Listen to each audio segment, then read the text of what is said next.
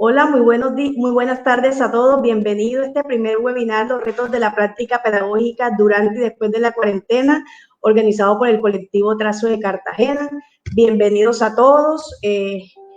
Como Trazo estamos súper motivados con este webinar. Vamos a dar tiempo a todos nuestros asistentes para que se puedan conectar. Veamos en este momento quién está conectado.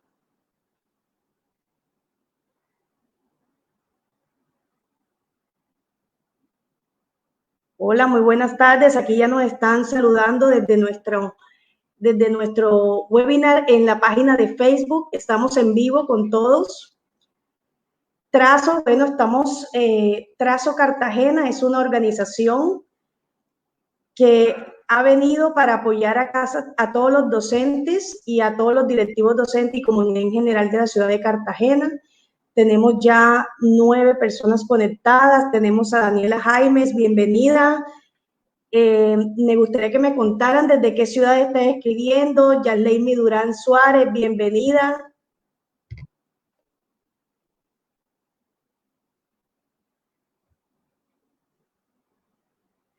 Muy bien, bienvenidos a todos.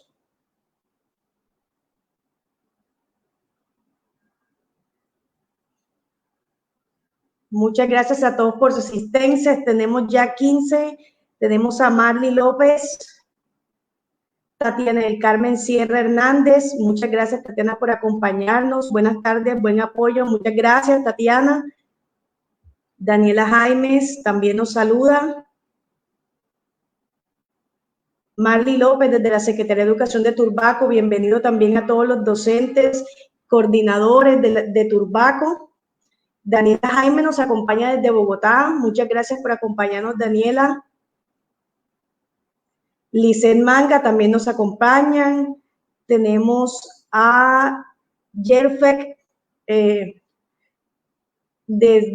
también nos saluda con hola, buenas tardes, y Tatiana desde la ciudad de Sincelejo. Muchas gracias, Tatiana, por acompañarnos en este webinar, el primer webinar de Colectivo Trazo. Muchas gracias, Lice. Lice nos dice buenas tardes, excelente iniciativa. Muy bien, muchas gracias a todos por acompañarnos y bueno, buenas tardes a todos y a todas. Soy Liliana Pollo López, coordinadora de educación del colectivo Trazo. Tengo el placer de darles la bienvenida a este webinar. Trazo es un colectivo civil, social y empresarial que desarrolla iniciativas, articula esfuerzos y gestiona alianzas en busca de elevar la calidad de vida de las personas, generar prosperidad en las comunidades y reducir la brecha de desigualdad en la población. Nuestra visión como Trazo es ser un actor de cambio para dinamizar la educación y promover el liderazgo de la sociedad civil en la región, generando igualdad de oportunidades para todos. Partiendo de nuestra visión y teniendo en cuenta los retos y desafíos que enfrentamos los diferentes actores del sector educativo en el marco de una cuarentena, como colectivo hemos diseñado una estrategia que permita brindar soluciones y dar respuesta a diferentes planteamientos y necesidades que han sido planteados por los diferentes actores. Es por esto que hoy tenemos nuestra primera conferencia virtual que le hemos denominado los retos de la práctica pedagógica durante y después de la cuarentena. En el día de hoy contamos con 2 invitados muy especiales. Tenemos con nosotros a Eliana María Figueroa Dorado. Hola, Eliana, ¿cómo estás? Hola Liliana, muy bien, gracias. Un gusto estar aquí, muy agradecida por esta invitación. Bueno, muchas gracias, Eliana, bienvenida. Eliana es magíster con amplia experiencia y conocimiento en los campos social y educativo en el sector oficial y privado del país. Durante los últimos 12 años ha recorrido el territorio nacional como consultora y formadora de formadores en calidad de la educación preescolar básica y media. Además de eso, Eliana cuenta con una amplia experiencia en el sector privado y en educación superior se destacó como secretaria académica de la Universidad de La Salle y también fue directora de una ONG. Asimismo, tenemos el placer de contar el día de hoy con Francisco Javier Jiménez Ortega. Muy buenas tardes, Francisco, ¿cómo estás? Hola, buenas tardes. ¿Cómo están todos? Un gusto poder compartir con ustedes y bienvenidos a esta conversación. Bueno, muchas gracias, Francisco. Bienvenido. Bueno, Francisco también tiene una alta formación. Está formado en Derecho y Ciencias Políticas con experiencia y conocimiento en el sector educativo, sobre todo diseñando y ejecutando políticas, programas y proyectos educativos de carácter nacional. Él es asesor y consultor nacional e internacional en diseño curricular y modelos de evaluación de aprendizaje, como también formador de formadores como docente y decano en educación y asesor en escuelas normales superiores. Nuevamente, bienvenida Eliana, bienvenido Francisco, y muchas gracias por aceptar esta invitación y ser parte de este espacio que seguramente dejará aprendizajes en muchos de nosotros. Vamos a estar junto con ustedes, los tres acompañando este espacio, pero sobre todo dándole la oportunidad a Eliana y a Francisco que de acuerdo a sus conocimientos y experiencia nos compartan su opinión sobre cuáles son los retos que se van a enfrentar los docentes en la cuarentena y cuáles son esas estrategias para dar respuesta a esto. Precisamente en redes, a través de artículos, muchos docentes se refieren a los retos de educar y bueno, por eso quiero darle la palabra inicialmente a Francisco para que nos explique cómo será esta estrategia, o sea, cuáles son esos retos de la práctica pedagógica antes y después de la cuarentena. Y nuevamente, gracias por estar con nosotros, Francisco y Eliana. Bueno, muy bien, muchas gracias a todos. Un cordial saludo nuevamente y lo primero que quisiera comentar precisamente es qué significa eso de práctica pedagógica. Pues evidentemente a esta dimensión subyace todas las labores que desarrolla un docente en torno a sus labores de enseñanza, a la promoción del aprendizaje y a las actividades evaluativas. Y precisamente en torno a eso yo quisiera plantear como unos interrogantes que nos permiten guiar la conversación y guiar esta conferencia o esta vida precisamente con las preguntas esenciales de lo que significa la educación y el currículo, sobre todo de lo que ha sido, es y será la formación y la garantía de más y mejores aprendizajes de los niños, sobre todo en esta situación que ha sido un evento insospechado, un evento para el cual ninguno de nosotros estábamos preparados, por supuesto, y el sistema educativo ha enfrentado unos retos. Lo primero que quisiera plantear precisamente es la pregunta referida al objetivo, o sea, ¿para qué? ¿Cuál es la finalidad de enseñar y cuál es la finalidad de aprender en este entorno? Por supuesto, lo que deberíamos nosotros verificar antes de este acontecimiento a nivel mundial y de este hito histórico es que estábamos buscando una titulación, una certificación, terminar unos ciclos de formación y poderlo mostrar hacia la sociedad. Sin embargo, en toda esta vivencia que hemos tenido en estos ya casi 3 meses largos, pues hemos llegado a una conclusión importante en conversaciones con varios establecimientos educativos, docentes y padres de familia, es que realmente debemos preocuparnos de que hay que enseñar y aprender para la vida. Es decir, hay un nuevo escenario mundial que requiere unas habilidades distintas, más centradas en la convivencia, más centradas en las habilidades socioemocionales y sobre todo estar preparados para manejar lo incierto.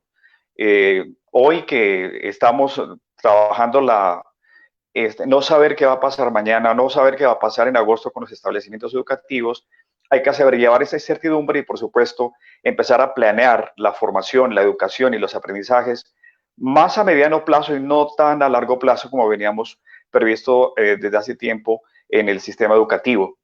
Lo mismo se ha planteado respecto de lo que significa el autocuidado para cada uno de los seres humanos en los entornos no solamente escolares, sino familiares, y que nos va a permitir verificar también el cuidado de los demás. Algo muy importante también en torno al para qué enseñar y para qué aprender es la oportunidad que tenemos de resignificar lo que hemos aprendido hasta ahora. Es decir, en qué medida todo lo que ha construido la humanidad, todo lo que hemos llevado a los establecimientos educativos y al currículo escolar puede ser repensado en torno al reto de la practicidad, de lo que debemos tener muy en cuenta cuando llegamos a los contextos familiares, a los contextos de los niños, al contexto distinto al aula, porque el aula hoy rompió sus barreras, rompió sus fronteras físicas y efectivamente está en otros escenarios. Otra pregunta que se podía plantear es qué enseñar y qué aprender para poder determinar en la práctica pedagógica qué es lo esencial como docente que debo asumir para poder desarrollar la clase, para poder desarrollar la formación en todo lo que implica el currículo escolar. Y por supuesto, vamos a tener que repensar que hay que regresar a lo básico del pensamiento matemático, lo básico del pensamiento crítico, lo básico del pensamiento científico, lo básico de la convivencia, lo básico de las artes, bueno, en fin, para poder tener como lo esencial sobre lo cual trabajar y que efectivamente vayamos dosificando efectivamente los saberes que queremos desarrollar en los estudiantes y que van a desarrollar también, por supuesto, evidencias de aprendizaje. Es importante también, dentro de estas interacciones que se han dado en los establecimientos educativos, que enseñar y aprender para la ciudadanía. Mucho trabajo se ha hecho en nuestro país en torno a las competencias ciudadanas, de participación y responsabilidad democrática, de respeto y pluralidad por la diferencia, diferencias muy notorias el día de hoy por la inequidad que ha saltado a la vista en estos entornos que estamos viviendo el día de hoy, pero fundamentalmente formar en la ciudadanía para la convivencia y la paz, que me parece importante porque estas competencias van a ayudar precisamente a llevar esa nueva conciencia colectiva que requieren tener los estudiantes desde la escuela, con su casa, con la compañía de sus docentes y, por supuesto, de lo que significa la convivencia en cada una de las regiones de nuestro país tan diverso. Además, debemos esforzarnos en el aula, en las prácticas pedagógicas, por fortalecer desde lo básico, desde lo ciudadano, para lo colectivo, lo socioemocional, es decir, cómo individualmente empezamos a enfrentar la incertidumbre, gestionamos nuestras emociones, manejamos la frustración, la preocupación que nos asiste en determinados momentos para poder ver qué sigue, y efectivamente eso hace parte de las habilidades socioemocionales que nos daría una respuesta también en qué se enseña y qué se aprende. La siguiente pregunta es el tiempo, es decir, ¿cuándo se enseña y cuándo se aprende? Estábamos acostumbrados a tener unos horarios, a tener unos calendarios escolares, a veces inflexibles, otras veces flexibles, a tener unos tiempos, unos horarios. Hoy, en este proceso, se ha develado la posibilidad de dosificar esos tiempos. Debido a que la escuela se trasladó a la casa, aprender en casa significa tener otras interacciones con la cotidianidad del hogar, con la cotidianidad de los padres, de los hermanos, bueno, en fin. Y efectivamente nos hace pensar que a futuro deberíamos nosotros pensar qué eventos en el tiempo de formación, de educación y de aprendizaje pueden ser sincrónicos.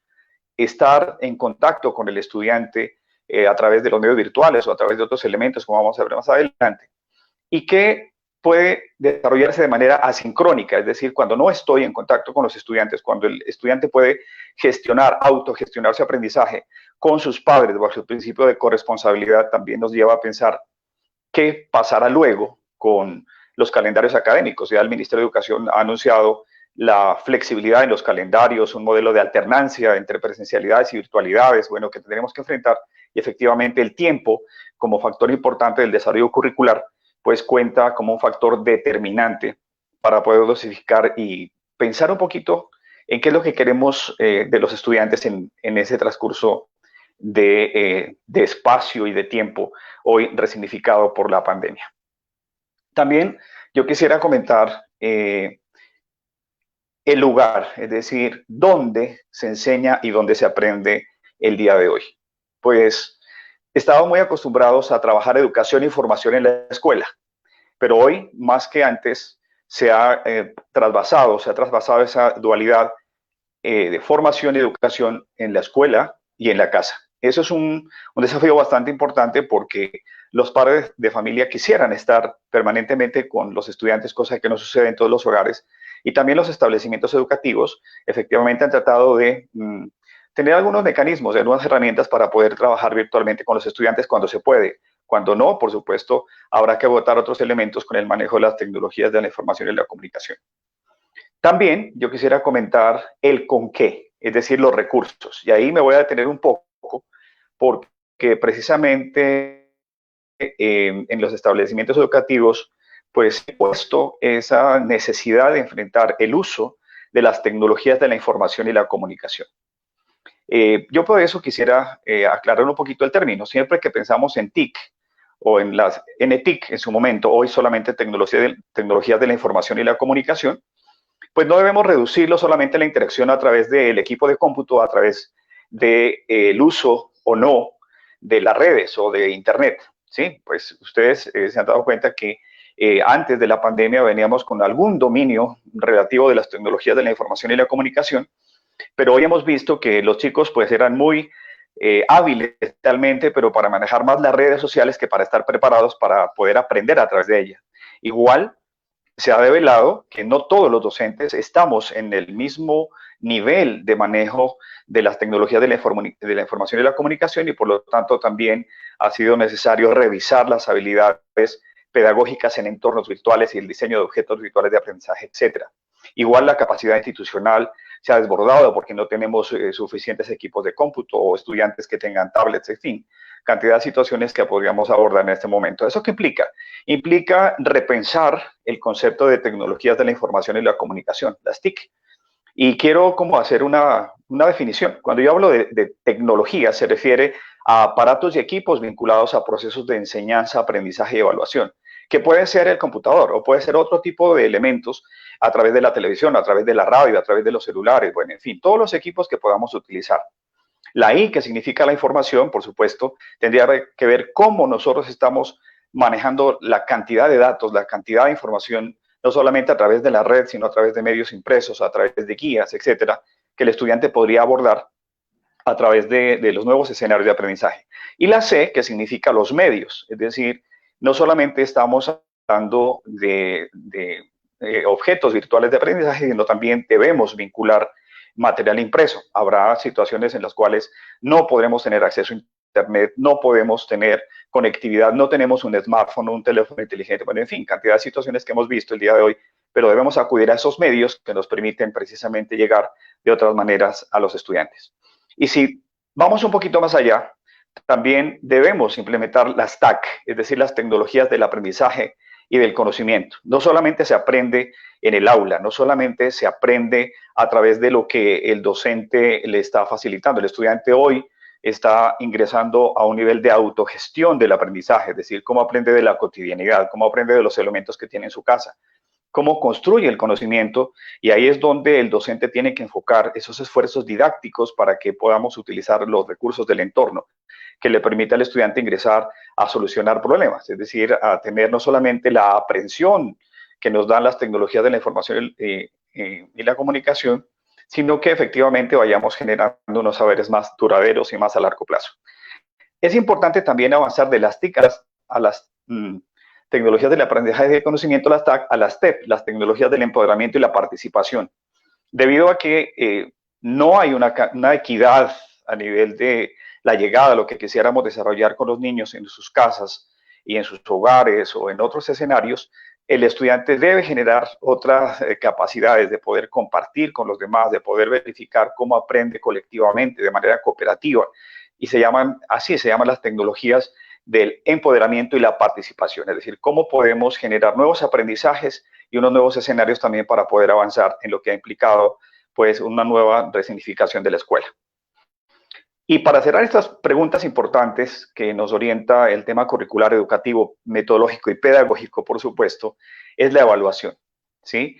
Veníamos insistiendo desde hace tiempo en la evaluación formativa. Hoy toma más sentido que nunca hablar de evaluación formativa.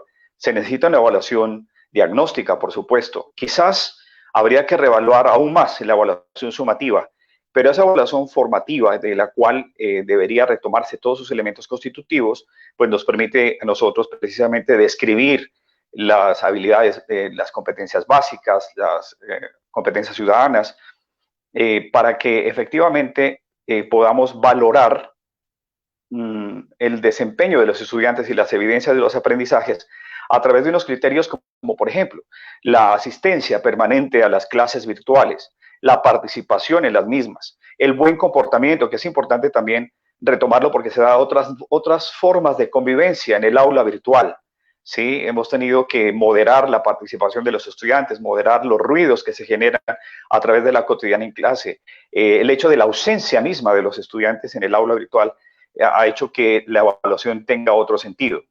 El buen manejo de las herramientas virtuales y todas las tecnologías de la información y la comunicación, o sea, cómo hago yo uso del material impreso, cómo llegó a él, cómo el docente provee ese material, que también sería importante lo verifiquemos en este tema. El uso de otros materiales, de distintos materiales, la creatividad, la motivación. Todos los establecimientos educativos tienen un perfil de estudiante que efectivamente les va a permitir conservar pues, lo cognitivo, lo socioafectivo que tiene un estudiante y que por supuesto hace parte de estos elementos que nos desafían. También es necesario, en torno a la respuesta de estas preguntas, pensar que la escuela no será la misma de antes.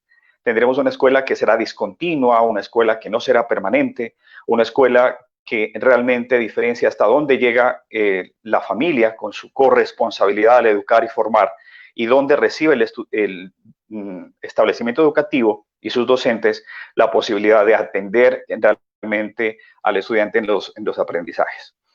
Por supuesto, cuando hablamos de las prácticas pedagógicas, estas preguntas me ayudan a mí como docente a filtrar qué es lo que debo hacer. Si yo voy a hablar de lo básico, pues evidentemente como docente debo tener muy claro cuáles son mis habilidades disciplinares. Es decir, si yo voy a trabajar matemáticas, debo saber con claridad qué es lo básico de matemáticas, o qué es lo básico del lenguaje, qué es lo básico de pensamiento científico, social, natural, etcétera, ¿sí? Debo revisar también mis habilidades pedagógicas. Debe haber en el establecimiento educativo una propuesta pedagógica que ilumine la metodología y pueda yo, desde esas habilidades pedagógicas propias, diferenciar cuáles son mis estrategias, mis técnicas y mis instrumentos para enseñar, evaluar y fomentar el aprendizaje. Y por supuesto, no debemos olvidar hoy más que nunca otras habilidades del docente que precisamente tocan con las habilidades comportamentales. Hoy nos hemos retado todos a pensar cuál es el rol mío como docente, como profesor, como mediador, en el acompañamiento pedagógico a los niños realmente, que implica pues evidentemente tener esa vocación de llegada a los estudiantes y que refuerza aún más los saberes de ese docente que precisamente toca con el saber enseñar, el saber formar, el saber evaluar. Eso también pues debe tener un soporte institucional. No solamente las prácticas pedagógicas están en el aula, se requiere, como verán más adelante ustedes en las conversaciones, un aula no está sola, un aula está rodeada de sus docentes, rodeada de los directivos docentes, está rodeado del entorno familiar y requiere una resignificación. Ya habíamos mencionado que, por supuesto, la escuela volverá a tomar un rumbo distinto, una formación que requiere otro tipo de habilidades, otro tipo de competencias que realmente pues, nos hacen llegar a pensar en que hemos avanzado de una manera pues deprisa, quizás acelerada, con muchos errores, que es otra situación que se ha vivido el día de hoy. Hay muchas equivocaciones, quizás sin querer de los establecimientos educativos, quizás sin querer de los docentes, y que nos retan, por supuesto, a que podamos continuar más adelante, fortaleciendo, como decía yo, lo básico en los estudiantes, las competencias ciudadanas, las habilidades socioemocionales, nosotros como docentes, las habilidades disciplinares, las habilidades pedagógicas y las habilidades comportamentales en un entorno familiar e institucional que no será el mismo del que conocimos hasta ahora. Muchas gracias, Francisco, súper interesante y bueno, resalto de lo que dices, la importancia de repensarnos sobre lo básico, ¿no? Sobre aquellas cosas que son básicas y que necesitan los estudiantes, que necesitan los docentes. Además de eso, repensarnos las nuevas interacciones que vamos a tener con los estudiantes, ya no son las mismas y bueno, a salirnos un poco de solo la necesidad de tener tips, sino que además tenemos también las TAC y las TEP. Creo que es muy interesante lo que dice. Así es. Muchas gracias, Francisco. Quiero en este momento... Gracias. Quedo pendiente. Claro que sí. Aquí quiero aprovechar este momento para saludar a varios asistentes. Nos escribe Cecilia Isabel Arrieta. Buenas tardes. Gracias por la invitación a este espacio académico. Nos saluda también Jerfeld. De igual forma, muy interesante esto que se propone acerca del cambio de sentido de la evaluación, transitando hacia la práctica efectiva de la evaluación formativa. Muy bien, muchas gracias. También nos escribió Ismael desde Valledupar. Aquí tenemos a Melisa Campo desde Cartagena. Tenemos a Cecilia Oliveros Pacheco, excelente, importante este espacio. Berta Gloria, qué interesante, muy bien, muchas gracias a todos por conectarse. También tenemos a Mario Lombana Moreno desde la institución educativa Clemente Manuel Zavala de aquí de Cartagena. Muchas gracias, Mario, gracias por conectarte con nosotros. Y bueno, yo creo que ante los aportes de Francisco, también queremos escuchar a Eliana. Bueno, Eliana, cuéntame cuáles consideras tú que son los retos de la práctica pedagógica antes y después de la cuarentena. Bueno, muy bien. Yo pues quiero ir tocando a lo largo de mi intervención un poco algunos conceptos que Francisco ya ha abordado desde lo académico y centrarme un poco más en esas reflexiones desde la práctica pedagógica como tal y todos los elementos que allí están implícitos.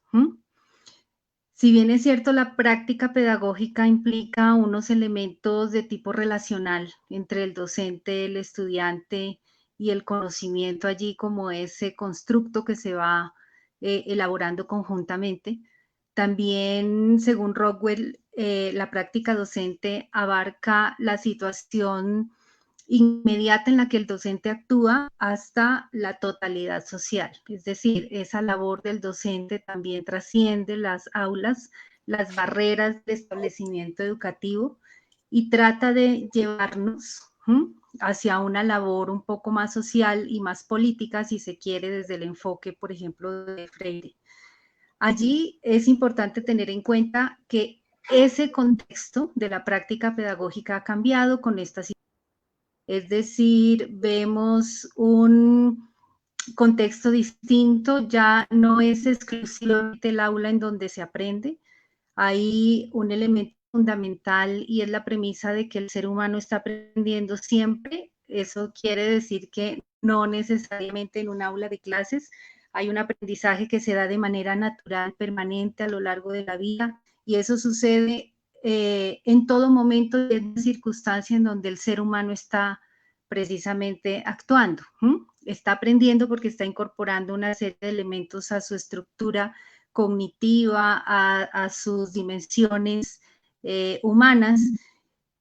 Pero hay una diferencia de ese aprendizaje un poco silvestre, si se quiere, o natural, con un aprendizaje que es dirigido, que es intencionado y que está centrado en unos objetivos que es de donde nace precisamente la pedagogía. Entonces, ese contexto que se ha trasladado del espacio del aula y que ahora lo tenemos en la casa, que lo tenemos en donde estamos viviendo nuestra realidad, pues ha desnudado unas situaciones tremendas a nivel mundial, entre ellas, digamos, la inequidad y las brechas educativas. Entonces, allí lo primero que nosotros tenemos que entrar a mirar es cuáles son las herramientas, cuáles son los elementos que como maestros y como estudiantes tenemos en ese lugar en donde estamos para poder abordar este reto de seguir conectándonos con nuestros estudiantes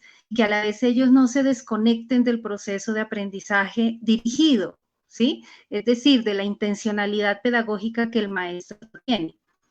Ahí es súper importante reconocer los diversos escenarios del estudiante, ¿sí? Conocerlo un poco más a fondo, conocer cuál es su realidad. Y ahí pueden surgir unos escenarios distintos. Por ejemplo, el primer escenario, que es el de la vereda, de la pobreza, el del difícil acceso, en donde muchos de nuestros estudiantes están en este momento pasando esta cuarentena o este confinamiento, o como se quiera llamar, y en donde han venido desarrollando o tratando de desarrollar más allá de las labores escolares, tratando de enfrentar la situación. Esto ya en sí tiene unos elementos que van incidiendo en ese aprendizaje diario del ser humano y lo enfrentan frente a los miedos, a la incertidumbre, al no saber qué va a pasar mañana, al día a día que se están jugando sus padres para conseguir el alimento, para no contagiarse, bueno, etcétera. Es decir, hay un ambiente cargado de estrés que se suma a las situaciones y a las condiciones en donde cada uno se encuentra en este momento. allí los maestros, en ese primer escenario, los maestros tendrán que acudir a algunos elementos alternativos, ¿no? Miremos que no todos los estudiantes del país, enfocándonos en Colombia, tienen tan siquiera el acceso a Internet, que es fundamental para poder mantener esa conectividad o esa relación entre el maestro y el estudiante, porque según, por ejemplo, la última encuesta del ICFES, apenas el 60% de estudiantes de grado 11, por ejemplo, en la última medición, tienen acceso a Internet en su casa. Ahí ya se devela una enorme brecha y una inequidad tremenda. Y dependiendo de las zonas y las regiones en el país, pues esa brecha se va aumentando. Entonces, por eso identificar ese primer escenario es fundamental. ¿Cómo llego al niño de la vereda? ¿Cómo llego al niño que está en pobreza? ¿Cómo llego al niño que no tiene herramientas, dispositivos, conectividad? Entonces, el maestro ha llegado de diferentes maneras, por ejemplo, a través de la televisión y la radio comunitaria, a través de la mochila viajera, a través de hacer llegar las guías impresas con los líderes comunitarios de las veredas, a través de los corregidores, han buscado múltiples maneras de llegar al estudiante. ¿Llegar con qué? Con un mensaje claro, corto, que no, digamos, no lo ponga producir, si se quiere, de la misma forma que un estudiante que está en un escenario un poco más privilegiado, sino que sea tan claro y brinde unas orientaciones tan precisas que no requiera estar permanentemente conectado. Entonces ahí el maestro habrá que ser muy hábil para transmitir ese mensaje, quizás solamente una vez en el mes o con suerte 2 veces al mes, para poder volver a retomar ese contacto y hacer ese seguimiento académico y saber cómo va el estudiante a través de sus padres, a través de las personas que viven con él. Hay un segundo escenario que es la ciudad, quizás esa parte marginal de la ciudad, pero finalmente es ciudad. Entonces allí sí vamos a encontrar un poco más, por ejemplo, de herramientas, de dispositivos. Entonces allí el mensaje de texto, la llamada por celular, el saber que de pronto puede existir una sola herramienta para la conexión de los estudiantes en la casa, pero esa herramienta está compartida también con el hermano mayor, con el menor, con el papá que está haciendo teletrabajo. También sirve para la consulta médica del abuelo. Entonces, todos esos elementos suman complejidad a la hora de el desarrollo de las actividades escolares y obviamente de la práctica pedagógica del maestro. Hay un tercer escenario que es, bueno, el del acceso limitado o moderado, digamos, tipo un hogar en donde hay una posibilidad de acceso mayor a esas herramientas, pues allí ya podemos entrar en un escenario un poco más virtual, ¿sí? Un poco más de seguimiento, un poco más amplio en esos tiempos y en esos espacios para compartir e interactuar con el estudiante. Entonces allí sí ya habremos de pensar en algo mucho más sistemático, en un seguimiento y en un trabajo mucho más sistemático con los estudiantes. Entonces mira cómo hemos visto 3 escenarios completamente distintos en donde el contexto entra a jugar parte fundamental porque allí es de donde tenemos que partir, de conocer la situación de nuestros estudiantes, en qué contexto están y de acuerdo con ello empezar a dirigir nuestras acciones como maestros, nuestras acciones pedagógicas intencionadas, organizadas y empezar a trabajar ya para lograr sí tener en cuenta lo que nos decía Francisco, ¿no? Lo esencial, ¿sí? ¿Qué es lo esencial? Dentro de cada una de las áreas. ¿Cuáles son aquellos saberes que están relacionados con lo básico, pero también con el contexto?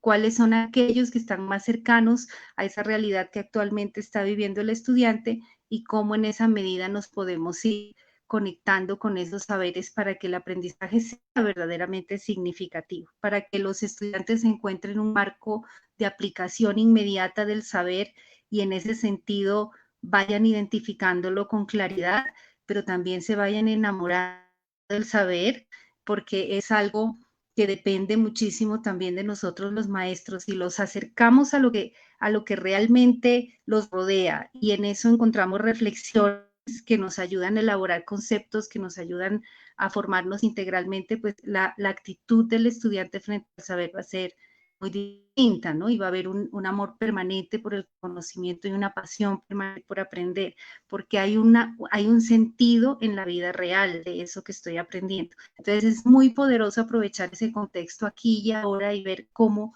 lo estamos trabajando. Entonces, todo esto que les he contado implica cambiar la lógica. Así como nos tocó hacerlo en la humanidad a raíz de esta pandemia, también en lo educativo hay que cambiar esa lógica y empezar a ver, bueno, entonces, ¿cuáles son los resultados de aprendizaje que yo como maestra, como maestro estoy pensando? ¿A qué le estoy dando peso? ¿A qué le estoy dando valor? ¿Será más importante en este momento el concepto de la célula, por ejemplo, en quinto de primaria en ciencias naturales? ¿O será quizás tal vez más importante que a partir de la célula el estudiante reflexione la importancia de la vida? La célula como eje fundamental de la vida, como la estructura viva más pequeña y que se debe cuidar y se debe proteger y se debe salvaguardar. Entonces, mira, las reflexiones tan distintas que van desde el concepto, pero hacia realmente una valoración profunda de lo que es el saber y para qué sirve en esa vida. En cuanto a calificaciones, creo que Francisco lo dijo, no es el centro en ninguna parte de la literatura educativa ni de la teoría pedagógica dice que lo más importante, el proceso de evaluación es la calificación, lo que no, o sea, lo que interesa en la evaluación es sí tener un juicio de valor frente al proceso del estudiante, pero esa información tiene que servir para que podamos precisamente tomar decisiones para apoyar el proceso del estudiante y mirar cómo va avanzando dentro de ese proceso e incorporando todos esos saberes esenciales de acuerdo con su edad, con su nivel de desarrollo, con su grado y con el proceso y la cadena misma que implica una trayectoria educativa. Otro tema importante aquí son las tareas. Ojo con las tareas, profes, mucha mesura, mucha consideración si se quiere. No podemos estresar más el ambiente familiar con las tareas y agregar más estrés a un ambiente que ya está cargado de estrés. No sabemos cómo están afrontando las familias estos momentos. Son difíciles para todos, para todas las clases sociales, para todas las personas, para todas las profesiones, para todos. Y cada quien carga con su propia angustia. Y no me parece justo que tengamos que, además de esa carga emocional que ya tenemos, sobrecargar de tareas a los estudiantes.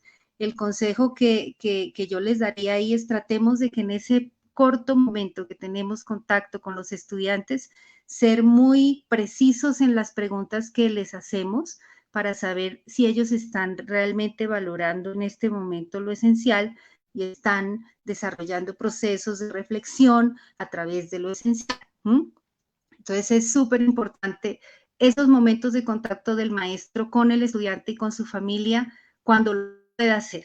No de una manera periódica, sistemática, porque ya hemos visto que hay diferentes escenarios que hacen que esas relaciones cambien.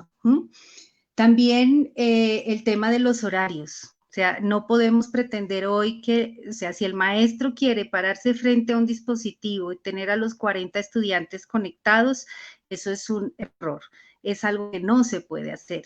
Es una locura, empezando porque todos tienen múltiples problemas a la hora de conectarse. Entonces, allí tendremos que organizarnos por grupos, citar hoy un grupo, mañana otro pequeño grupo, y ese grupo que cité hoy lo vuelvo a ver en 2 semanas directamente, pero lo voy supervisando a través de otro tipo de seguimiento pedagógico y académico, sin perder del todo el proceso, pero siendo muy claro con la orientación que les doy a ese grupo de 5 o 6 estudiantes cada 15 días, ¿sí? Porque yo como maestro voy a estar hoy con 5, mañana con 5, pasado mañana con 5, en fin, y voy así organizando los tiempos, los horarios, no de la misma manera como lo hacíamos tradicionalmente, porque no va a funcionar. Se le va a ir a usted los 45 minutos, la hora y media, los 50 minutos simplemente tratando o esperando a que todos estén conectados para usted poder hablar. Entonces, o con prácticas o con las metodologías. Finalmente, un tema aquí, los boletines. Me parece que a nosotros nos llaman lectores, nos preguntan, nos consultan, bueno, ¿qué hago con los boletines? Si yo tengo que entregar el boletín del segundo y tercer periodo en ninguna parte de la normatividad en Colombia. Creo que el mundo entero dice que uno tiene que entregar 4 boletines en el año. O sea, son temas que hay que revisar desde el directivo, desde el estratégico, porque lo que importa en un proceso de aprendizaje es que al final de este proceso el estudiante haya aprendido. Habrá que hacer la pausa y el corte al final del año, y cuando nos volvamos a encontrar, pues hacer los ajustes necesarios para ver qué tanto se avanzó desde lo esencial, desde lo básico en ese sentido. Ya para cerrar, unas recomendaciones rápidamente. Ojalá los maestros podamos en esta situación, desde lo didáctico, entender y comprender el poder de los proyectos pedagógicos. Son importantísimos, no solo porque abordan la transversalidad de las áreas, porque integran las distintas áreas, sino porque pueden trabajar, integrar muchísimos saberes y también nos pueden integrar como maestros. Si yo con mis colegas de primaria me reúno a idearme un proyecto pedagógico que se puede llamar Mi vida durante esta pandemia, ahí puedo empezar a trabajarlo no solamente con estudiantes de un grupo, sino con estudiantes de todos los grupos que de acuerdo a su edad y a su grado van a ir haciendo reflexiones distintas y muy interesantes sobre lo que está pasando. Y ahí está la matemática. Mire que la matemática, ahorita se están usando modelos matemáticos para tomar decisiones sobre esta pandemia. Los diferentes gobiernos tienen asesores matemáticos para ver el movimiento de la curva de crecimiento, cuando esto empieza a bajar, bueno, etcétera, etcétera, y allí tomar decisiones. Esas decisiones tocan mucho las ciencias sociales.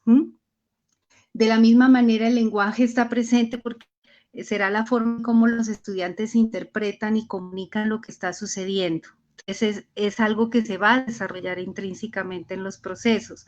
Las ciencias naturales, cuando nos preguntamos qué es un virus, cómo se desarrolla, cómo se transmite, cuándo es contagioso, cuándo realmente implica una pandemia o una endemia, cómo surge una vacuna.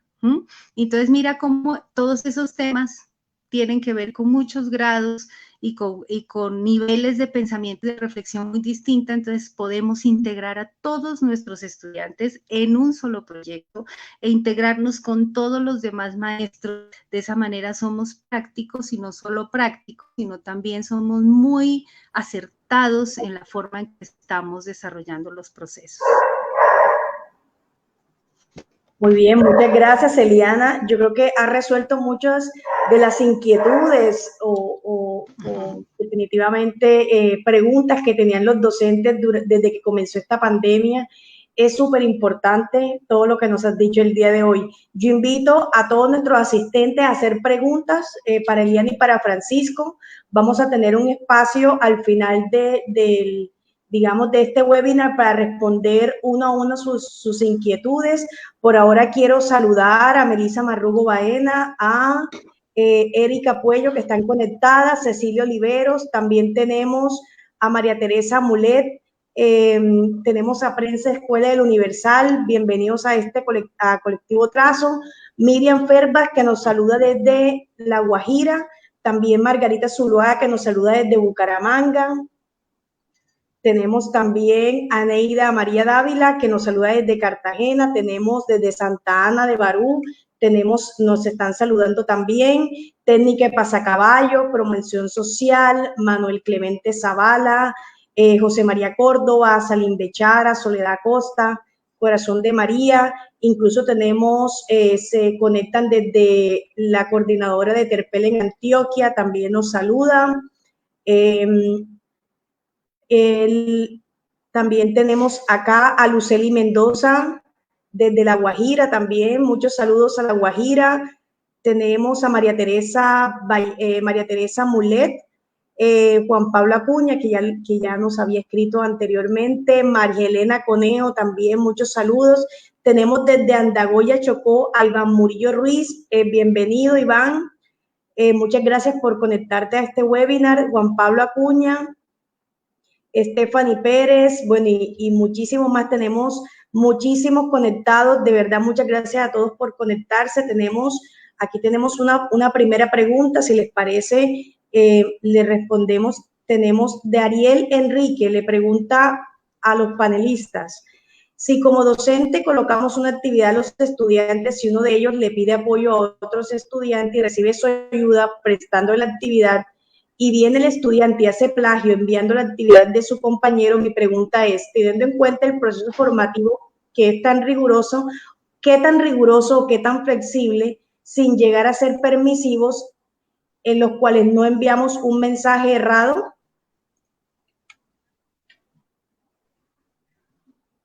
Francisco. Bueno, muy bien, muchas gracias. Bueno, digamos que, ¿por qué se puede presentar el plagio? ¿O qué significa el plagio? Es qué es lo que estoy yo desarrollando con los estudiantes. Debo pensar que el signo, el enseñar, tiene que ver con la posibilidad de generar en los estudiantes la capacidad de aprender para sí y, por supuesto, no solamente centrarme en la heteroevaluación, sino también y fundamentalmente en la auto y la coevaluación. Si yo me centro en la enseñanza, en contenidos o en temas, por supuesto, seguramente a una actividad netamente finalista o netamente de evocación o de memoria, y si el estudiante no tiene esas herramientas, pues evidentemente va a acudir a ese tipo de situaciones. Si estoy trabajando saberes, efectivamente el estudiante va a tener la posibilidad de aprender de modo diverso, de evaluarse de modo diverso, incluso el aprendizaje colaborativo va a permitir, obviamente, la construcción colectiva del conocimiento, la inteligencia a través del otro. Vale entonces ahí pensar, si yo como docente al desarrollar la clase conozco cómo aprende el estudiante, cuáles son sus estilos y sus ritmos de aprendizaje, cuáles son sus gustos, su forma de aprender. Puede ser que un estudiante sí efectivamente pueda gustarle más las tareas de vocación o las actividades de memoria. Otro puede tener otro tipo de actividades que mostrar a través de sus evidencias de aprendizaje, que pueden ser escritas, orales, gráficas, en fin. Y sobre todo, como mencionaba Eliana hace un instante, tengo la labor de reconocer las necesidades académicas del grupo de modo colectivo, pero también reconocer las necesidades académicas individuales. Si se presenta el plagio, seguramente el estudiante se ve obligado a cumplir algo que no entiende, algo que, como digo, implica evocación directa y no un aprendizaje para mí.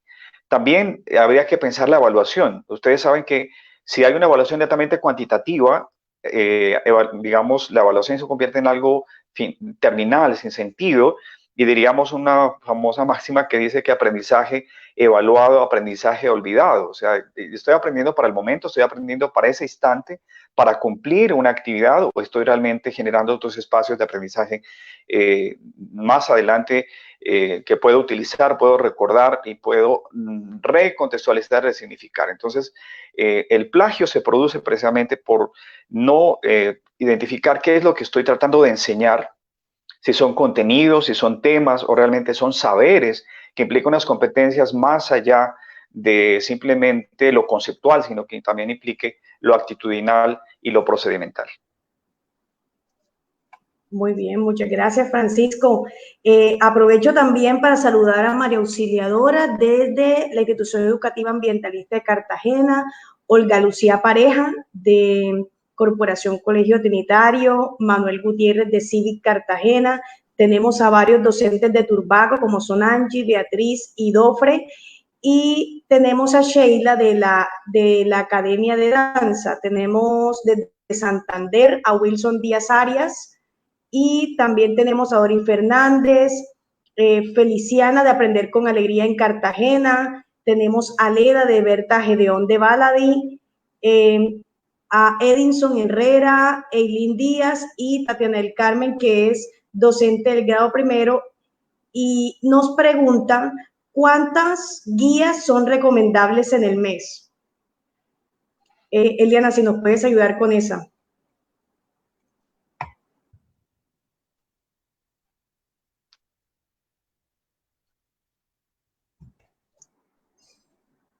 Hola, Eliana. Francisco, ¿te parece si respondemos? Bueno, está bien, mira.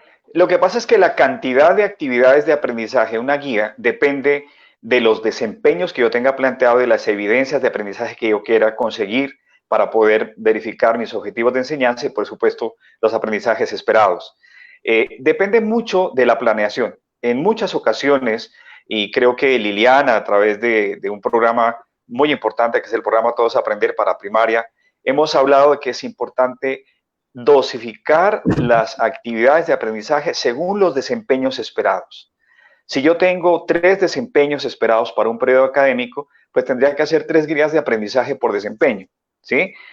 ¿Eso qué implica? Implica una buena planeación, implica saber a qué referentes de calidad le estoy apuntando en las distintas áreas, a cuáles estándares básicos de competencia según los lineamientos, qué herramientas de fortalecimiento curricular puedo utilizar, como los DBA, las matrices de referencia, las mallas de aprendizaje, y sobre eso, hablando del grado primero, no sé, pues seguramente es una docente que trabaja todas las áreas, como es costumbre en básica primaria, es importante verificar eso, es decir, si yo tengo N cantidad de desempeños en mi tiempo, en mis semanas, pues serán los mismos, las mismas actividades de aprendizaje. Ahora bien, en este escenario hay que darle un mayor sentido a la tarea escolar. ¿Cuál de ellas puede ser desarrollada en la interacción sincrónica y qué tanto de esa tarea puede ser desarrollada de manera asincrónica? Porque precisamente cuando están con el docente, pues hay esa orientación y esa guía para desarrollar esa tarea escolar o esa guía sobre todo los grados básicos, o sea, la básica primaria, grado primero, requiere mucho acompañamiento. Claro, los padres de familia en estas edades también tienen un alto acompañamiento y mucha preocupación porque el estudiante rinda. No así en secundaria y media. Por supuesto, no solamente es la cantidad de guía de la dosificación, sino efectivamente qué es lo que puede desarrollar el estudiante de manera independiente, ¿sí? Entonces, la cantidad se determina por eso, por cuántos desempeños yo planeé para verificar unas competencias esperadas en un tiempo que hoy se ha vuelto, pues, un tiempo líquido. No sabemos si efectivamente el estudiante se demora 3 horas, 4 horas en hacer una hoja, ¿sí? Para poder responder determinada pregunta. Entonces, yo pienso que ahí el parámetro es los desempeños esperados y las evidencias de aprendizaje que hoy quiero conseguir. Hoy bastaría con verificar en este tiempo, en este junio, julio, por ejemplo, que vamos a continuar con actividades virtuales, desarrollar 1 o 2 desempeños máximos que implican 1 o 2 actividades que me permiten hacer un acompañamiento sincrónico y un desarrollo asincrónico en otros espacios distintos a la interacción virtual o la interacción a través de materiales impresos, como lo mencionaba Eliana hace un instante. Muy bien, tenemos también asistencia desde Cincelejo, nos están acompañando también. Bueno, ha llegado una pregunta de Mariana Gutiérrez. Dice, ¿qué hacer cuando todos los maestros no están en el mismo nivel de compromiso? Eliana, ¿nos puedes ayudar con esta respuesta, por favor? Francisco. Bueno, Eliana tiene alguna dificultad con la conectividad, pero creo que en algunos momentos ya lo conversamos previamente, ¿sí? Por supuesto, mire, yo considero que primero hay que acudir no solamente al docente. El docente no está solo, el docente requiere de una red, de unos vínculos institucionales con sus compañeros de la misma área, de la misma disciplina, una orientación de los directivos docentes, ¿sí? No está solo, él de todas maneras requiere una interacción con el coordinador académico, con el liderazgo pedagógico de alguna manera desde la gestión directiva y desde la gestión académica, por supuesto, se dé un aprendizaje que es colectivo. O sea, toda la comunidad educativa, todos nosotros debemos entender, y más aún cuando tenemos docentes que sí van a presentar evidencias este año de estos hitos que están sucediendo y otros que no lo van a presentar porque no tienen evaluación de desempeño y simplemente lo hemos visto que hay docentes hoy que no tienen una cuenta de correo. Entonces hay que ser, digamos, aplicar una norma de sentido común, que hay que ser consecuentes con lo que puedo hacer y con aquello que no puedo evitar. Es decir, habrá que verificar cómo a través de las redes de docentes que tienen alguna experticia en habilidades tecnológicas podemos apoyar a aquellos que no. Y el nivel de compromiso, pues obviamente, como comenté hace un instante, requiere que yo como docente revise mis habilidades disciplinares, mis habilidades pedagógicas y mis habilidades comportamentales. ¿Por qué? Porque me toca, yo digo, no solamente es mi labor como docente o mi vinculación como docente, sino que me toca la fibra del ser humano, es decir, estoy haciendo algo por otro ser humano a través de la educación y a través de la formación. Es decir, mantener vivo ese espíritu del poder transformador que tiene un docente a través de esas realidades que hemos visitado el día de hoy en el aula es una labor no solamente de sí mismo, sino que debe tener un entorno de colegaje con los otros compañeros de docencia y también un liderazgo desde los directivos docentes para poder mostrar que sí se puede hacer pues un nuevo desarrollo. Tenemos que gradualmente ir avanzando. Es un aprendizaje que nos va a llevar un tiempo. Es decir, de aquí hasta que tengamos todos los docentes conectados, todos los docentes manejando Zoom, todos en Google Classroom, todos haciendo guías de evaluación por desempeño, etcétera, etcétera, nos va a llevar un tiempo y va a ser un aprendizaje que nos va a llevar pues una época quizás hasta tener un nuevo sistema educativo. Muy bien, muchas gracias, Francisco. Bueno, tenemos una pregunta de Claudia Costa. Ella nos dice, ¿qué estrategias de evaluación formativa recomiendan a los docentes en estos tiempos de pandemia, ya que no se puede evidenciar lo cognitivo en los estudiantes? No. Eliana, hola, ¿nos escuchas bien?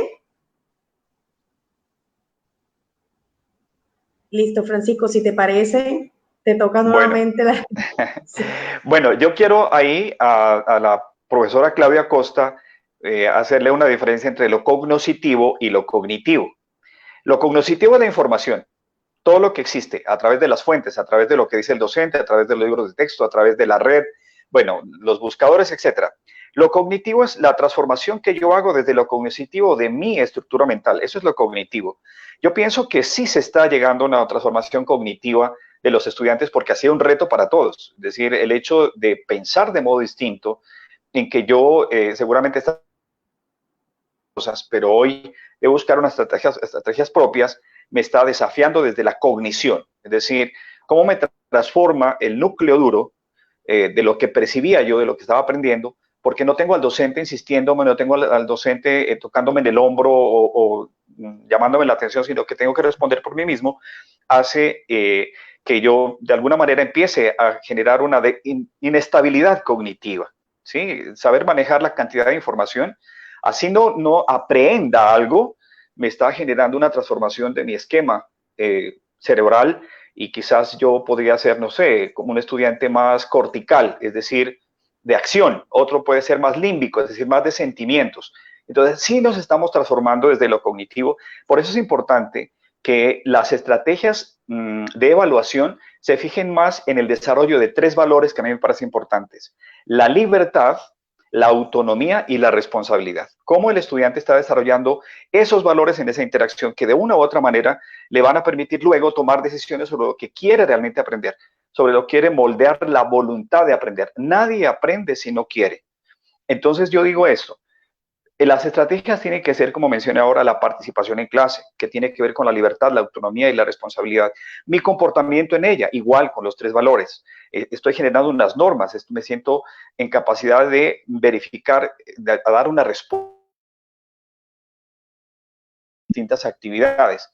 Pero también se están construyendo unas reglas propias, ¿sí? El estudiante en las actividades que son asincrónicas está tomando decisiones, es decir, yo tengo que estar en una actividad de 10 de la mañana o 12 del día y eso implica un compromiso. Entonces, pues por supuesto que este tiempo de pandemia nos permite no directamente evidenciar lo cognoscitivo, creo que no, lo cognoscitivo no, pero la transformación y la cognición de alguna manera se da porque me está desestabilizando como estudiante a pensar de otra manera, a verificar si yo aprendo más visualmente, de manera escrita o de manera verbal, se me facilita más exponer o decir en la clase que mandar un texto, por ejemplo, ¿sí? O sea, yo soy muy bueno como estudiante para escribir me gusta, like en Facebook o en Instagram, pero cuando me pide una reflexión, pues no lo hago, mejor la digo. Entonces, observe que eso sí es una una desestabilización cognitiva que requiere otros elementos que están construyendo no solamente en la mediación del docente, sino con las mediaciones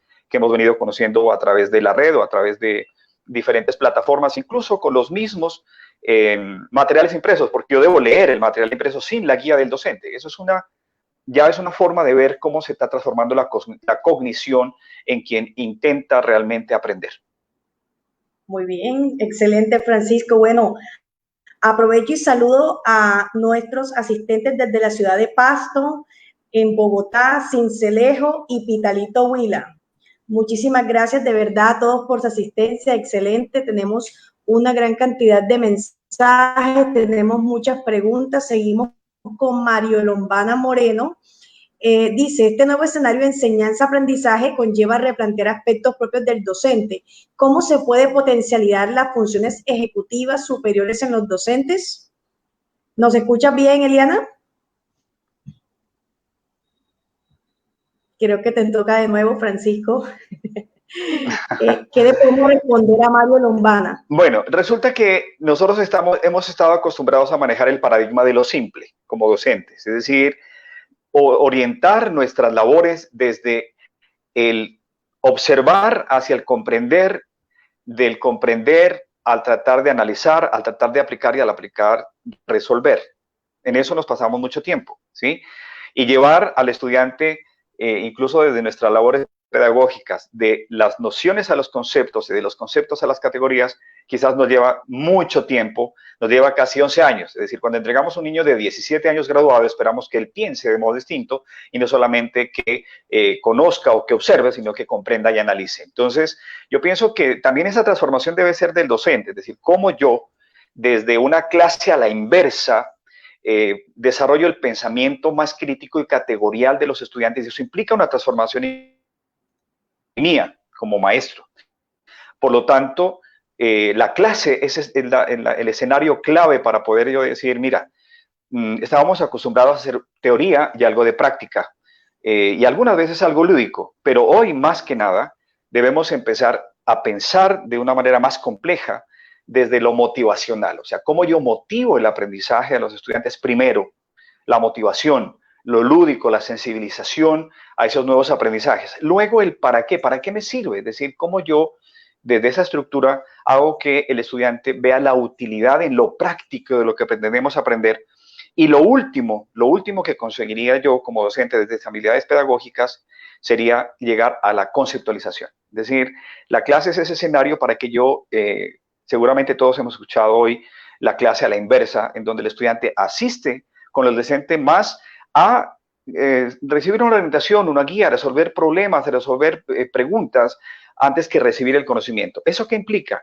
Implica pensar la clase de modo distinto. Mis habilidades pedagógicas deben enfocarse de una manera más fuerte, enfatizarse muchísimo a saber que los estudiantes el día de hoy pues deben tener esos elementos para poder aprender. Yo lo he dicho, la motivación, ¿cierto?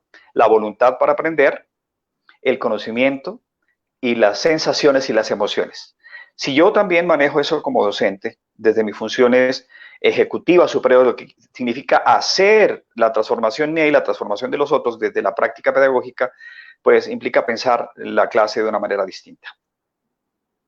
Muy bien, Francisco. Tenemos de Angelita Bolívar, dice, ¿cómo indica la práctica pedagógica? No solo es lo que sucede en el aula, sino que implica un carácter de articulación institucional y además de los hacedores de la política pública educativa. ¿Cómo ven ustedes las acciones que gestan desde el MEN y los entes territoriales para el desarrollo efectivo de la acción pedagógica? Muy buena pregunta, Francisco. Sí, bueno, creo que también la voy a tomar yo, ¿cierto? Entonces, yo lo que pienso, trabajando ya muchos años y en muchas ocasiones con el Ministerio de Educación Nacional en diseño de política pública y, digamos, aplicando los principios constitucionales de descentralización de autonomía, finalmente el Ministerio de Educación propone y las regiones y los establecimientos educativos disponen, ¿de acuerdo? Valga la pena decir que aquí hay habrá unos lineamientos más, digamos, desde la gestión educativa que está constituida por los programas, los proyectos, los programas estratégicos del Ministerio de Educación que el día de hoy con mayor razón pues tendrán que ir hacia la bioseguridad, hacia el autocuidado, hacia tomar decisiones administrativas para garantizar la prestación del servicio educativo de manera integral, no solamente centrados en calidad. Pienso que ahora vamos a tener que retomar otras labores como de permanencia más que de cobertura y calidad a nivel de política educativa. Pero finalmente cada región en su contexto, a través del principio de descentralización, habrá de tomar las decisiones del caso. Bueno, cada región tiene, por supuesto, una estrategia de gestión que se llama el Plan de Apoyo al Mejoramiento, que de alguna manera toma los planes de mejoramiento de los establecimientos educativos y los adapta a esas necesidades. Por eso, el Ministerio, por ejemplo, ha lanzado una propuesta de flexibilización del calendario escolar, tanto para colegios públicos y colegios privados, que efectivamente tendrá que hacer como una pausa en lo que fueron las resoluciones de calendario escolar para el año 2020. Habrá que hacer una adecuación y pensar cómo van las semanas lectivas. No se deben cambiar las semanas lectivas, por supuesto. Los resultados en calidad tienen que verificarse. Ustedes saben que se aplazaron las pruebas a ver. Habrá que leerlas de modo distinto a nivel nacional para tomar decisiones de acompañamiento, etcétera.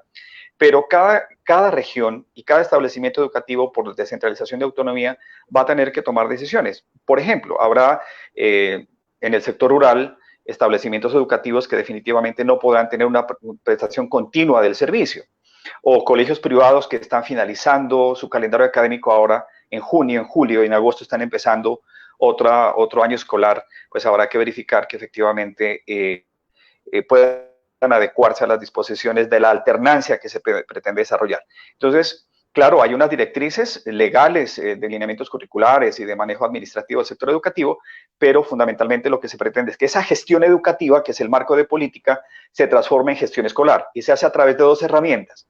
Cada establecimiento educativo tiene un PEI, un proyecto educativo institucional, y tiene una ruta de mejoramiento continuo que habrá que revisar y adecuar según esos principios de descentralización y autonomía. Así es, no, totalmente de acuerdo. Bueno, y ya tomemos una última pregunta. Tenemos por aquí, también tenemos a José Luis Forero Chalá conectado, tenemos a Laura Vanessa Díaz, a Stephanie, Juan Pablo Acuña, Berly de la Hoz, que habla de docentes también comprometidos, Miriam Ferbas, Edgar Acosta. Condesa Orieta nos pregunta, ¿cómo deben ser las actividades para los niños con dificultades académicas? Condesa es del establecimiento Salimbechara, sede Albornoz, acá en Cartagena. Bueno, sí. Sí.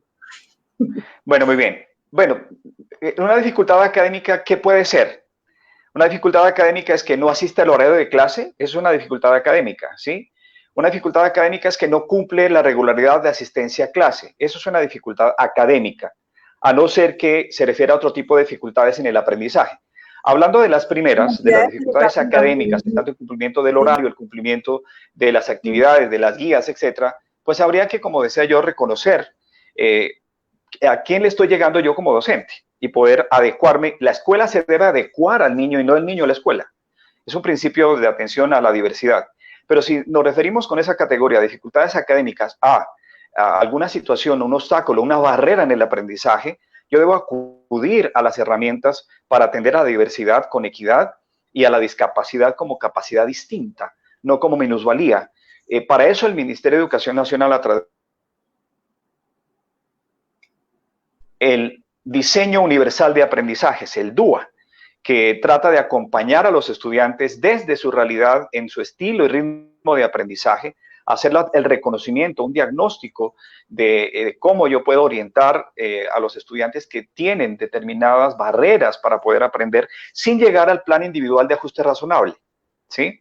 Lo que sucede es que el PIAR que se plantea es para la discapacidad y no todos los casos implica trabajar un PIAR, implica primero agotar el DUA según unas evidencias de aprendizaje esperadas para todos los estudiantes. No se trata de hacer otro currículo, otras competencias, otros desempeños, son los mismos. Entonces yo debo hacer las adaptaciones metodológicas y como decía anteriormente, la metodología está pues obviamente constituida por las estrategias, las técnicas y los instrumentos para enseñar, fomentar el aprendizaje y aprender. Entonces, es un trabajo bastante arduo porque aquí el tema de la cualquieridad, es decir, educar a cualquiera, que no es un término despectivo, como dice Scliar en varias conferencias y en varios documentos, es reconocer que todos somos distintos, pero tenemos individualidades, ¿sí? O sea, si esa dificultad académica, el niño no asiste a clase, faltó al horario, es porque tiene una dificultad que va fuera de él, no es de su dominio, porque finalmente es un niño.